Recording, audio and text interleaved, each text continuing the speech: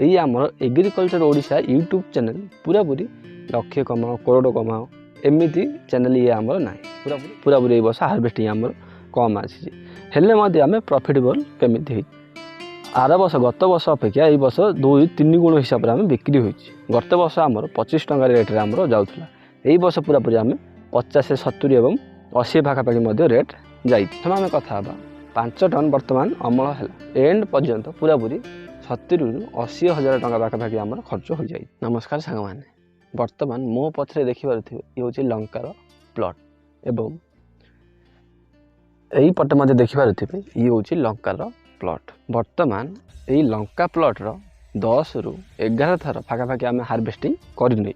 बर्तमान काली ये आमर लंका प्लॉट को रोटर मरा हो जदि आम यही लंकार प्लॉट को आम रखू 1-2 थर आमर हार्वेस्टिंग हो।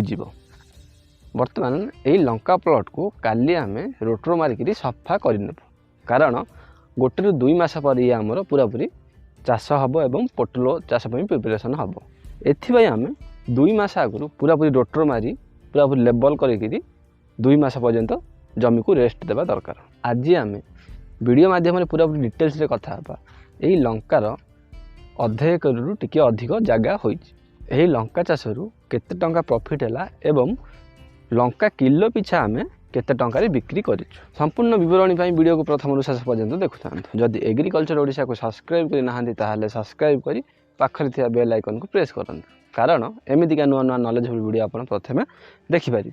चलन देरी न करी जिबा आम टॉपिक ऊपर। प्रथम आम कथा हबा एही प्लॉट रे हमरो दया F1 रो चिल्लीबा लंका चाष होइतिला। बर्तमान या को आम गोटे दिन पर रोटर मारिक पूरा पूरी आम सफा करूँ।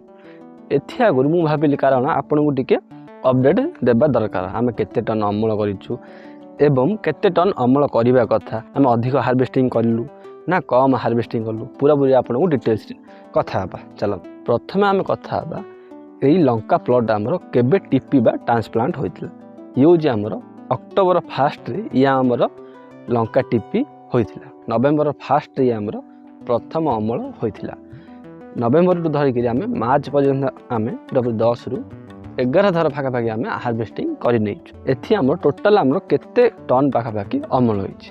जदि आम देखा जावा गत वर्षर अपेक्षा यही वर्ष पूरा पूरी कम हार्वेस्टिंग होइछि। एमिति नाई आमर पूरा पूरी आम आखपाख एरिया सबु जगह पूरा पूरी कम हार्वेस्टिंग होइछि कारण यही वर्ष बहुत गुड़ी इनसेक्ट है फंगस है एवं वर्षा मध्य असुविधा करिछि। एथिपई आम यही वर्ष कम यील्ड आसी कारण यही वर्ष रेट टिके अधिक देखा मिलला 50-70-80 पर्यंत रेट देखा मिलला। यही वर्ष रेट अधिक थिला अधिक थिबा जो पूरा पूरी यही वर्ष रेट टिके अधिक देखा मिलला। रेट हेबा जो पूरा पूरी आमर लंका चाष प्रॉफिटेबल हो गला। आउ गोटे कथा आपण मानू कहूँ यही प्लॉट होची अधे एकरु टिके अधिक एतिकी प्लॉट रे आमर मिनिमम आमर 10-11 टन पाखापाखि आमर हार्वेस्टिंग हेबार थिला। यही वर्ष बहुत गुड़ी असुविधा जो यही वर्ष पूरा पूरी आमर 5 टन पाखापाखि हार्वेस्टिंग होइछि एवं 6 टन पूरा पूरी हार्वेस्टिंग आम करि पारिलु। यही वर्ष आम पाखापाखि आम 5 टन पाखापाखि आम हार्वेस्टिंग करिछु। गत वर्ष अपेक्षा यही वर्ष पूरा पूरी कम होइछि कारण बहुत गुड़ी इनसेक्ट है फंगस है एगुड़िक सब असुविधा एवं ता सहित वर्षार असुविधा हेबा जो पूरा पूरी वर्ष हार्वेस्टिंग आमर कम आसी हेले आम प्रॉफिटेबल केमिति होइछि देखंतु एई वर्ष टिके रेट देखा मिलला। आर वर्ष गत वर्ष अपेक्षा यही वर्ष 2-3 गुण हिसाब से आम बिक्री होइछि। गत वर्ष आमर 25 टंका रेट आमर जाऊला यही वर्ष पूरा पूरी आम 50-70 और 80 पाखापाखि रेट जाइछि।